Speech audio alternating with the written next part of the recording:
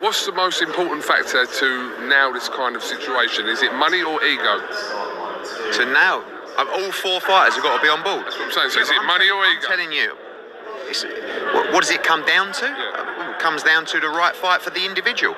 Fuck the other four. This is, we do this if it works for Anthony Joshua. I've worked with these people before. We will do a deal for this format. Fury or Wilder. Don't worry about AJ. He's in. Right? And I'm not, obviously subject to the deal, but we've done this deal before. We know. Worry about other people. Deontay Wilder is in. He ain't earned a lot of money, really. So he's 100% in. Usyk is in. There's only one look, Tyson Fury's going to fight, I think, July 22nd. I guess it's going to be Andy Ruiz, which is it's a solid fight. But he's going to have to sign up if this night happens. There's a long way to go, mate. A long way to go. I mean, but that's where we're at. And those are the words, once again, of Eddie Hearn as he calls out everyone that is in and the one person that is not. Anthony Joshua in, Deontay Wilder in, Alexander Usyk in. Tyson Fury is the missing puzzle piece, and he's going to have to get on board, says Eddie Hearn, and let me counterpunch.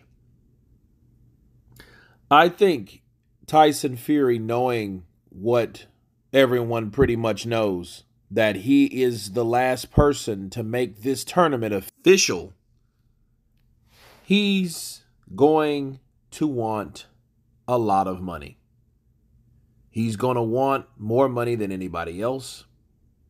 I think this situation is going to come down to when Canelo Alvarez wanted that last belt from Caleb Plant and what he had to do to get that particular belt from Caleb Plant.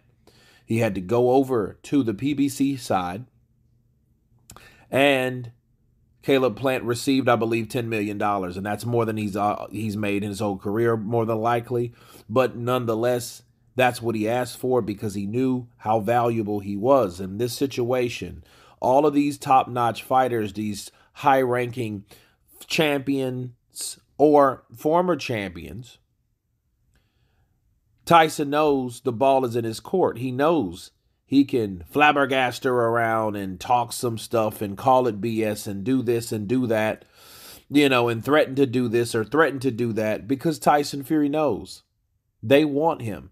He knows Prince Khalid, and he knows Prince Khalid is capable of paying him what he may project or demand in this particular situation. See, Tyson Fury, I think the less Tyson knows, the better, but he already knows the cat's out of the bag. He knows about the tournament.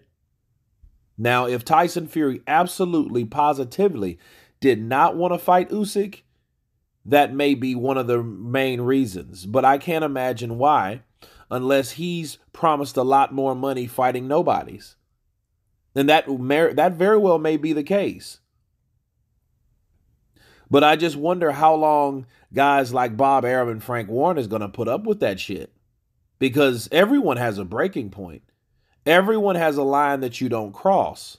I know Bob does. Look what happened to Terrence Crawford. And Terrence Crawford fought the best fighters he possibly could.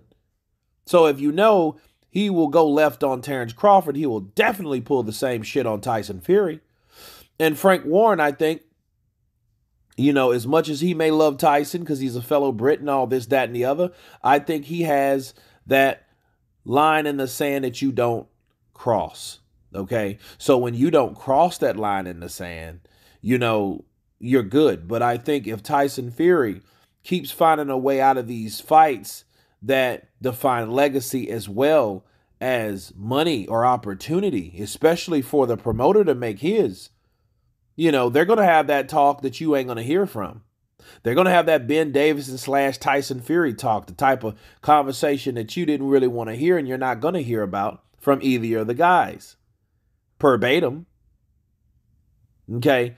But nonetheless, greedy belly may desire and want more money. Okay.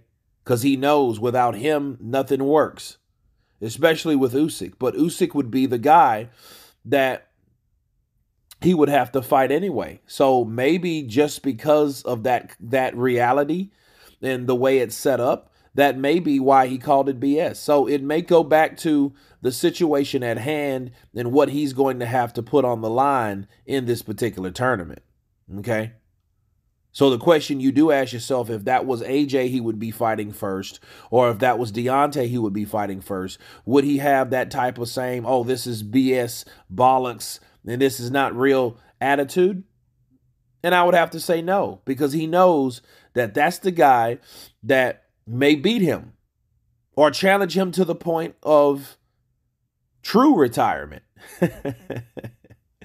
But anyway, you guys tell me what you think of Eddie Hearn stating that all of the rest of the fighters are on board except yours truly. Of course, please subscribe. And you guys been Counterpunch. Peace!